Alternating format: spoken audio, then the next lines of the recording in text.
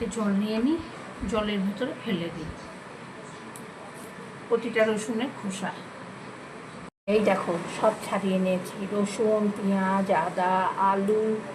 এখানে চেয়ারে বসে বসে সব ছাড়ালাম। ছাড়িয়ে নিয়ে এখন যাব সাইজ করে কেটে নেব। এখন কড়াইতে হলুদ দিয়েছি আর তেল দিয়েছি, তেল দিয়ে হলুদটা দিয়েছি। এখন আমি আলুগুলো প্রথমেই ভেজে নেব। আলুগুলো বেশ সুন্দর করে লাল লাল করে ভেজে নেব। একটার পর একটা দেখবো বন্ধুরা, একদম সম্পূর্ণ ভিডিওটা দেখবে, একদম স্কিপ করবে না।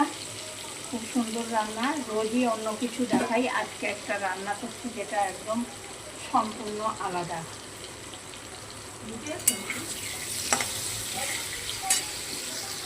এখানে দেখো গোটা গোটা রসুন দিয়ে দিয়েছি, গোটা গোটা রসুন দিয়েছি, দিয়ে রসুনটা ভেজে নিচ্ছি। আর গোটা কাঁচা লঙ্কা দিয়ে দিলাম কিছুটা, দিয়ে ভেজে নেব ভালো করে। এটা দিয়ে কী হবে বলো তো, এটা দিয়ে লাউ পাতা বাটা হবে। লাউ পাতা কেটে ধুয়ে নিয়েছি।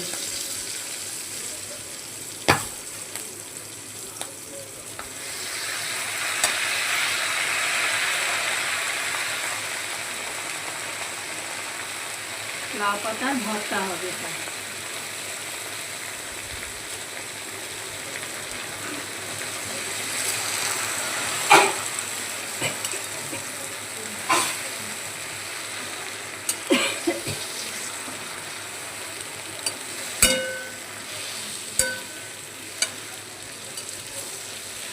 এটা বেশ সুন্দর করে ভেজে নেব।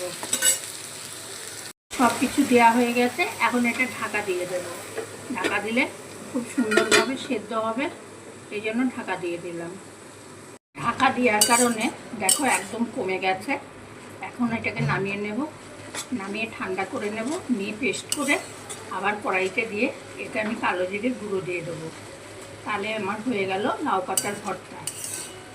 তোমরা কি খাও নাকি লাউ পাতার ভর্তা? আমার কিন্তু খুব ভালো লাগে, খুব প্রিয় জিনিস এটা আমার।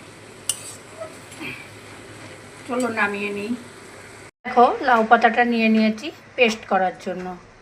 এটা কিন্তু সামান্য জল জল অবস্থাতেই আমি নামিয়েছিলাম, না হলে আমাকে টাটকা জল দিতে হতো। তাহলে চলো এখন এটা গিয়ে পেস্ট করে নিই। কড়াইতে সামান্য তেল দিয়ে পেস্টটাকে আবার ভেজে নিচ্ছি। আর এটা ভেজে নেওয়ার কারণে এটা কিন্তু আরও টেস্ট হবে, দারুণ লাগবে। এখন এর ভিতরে আমার কাছে ভাজা কালো জিরের গুঁড়ো আছে, এটা আমি তৈরি করে রেখে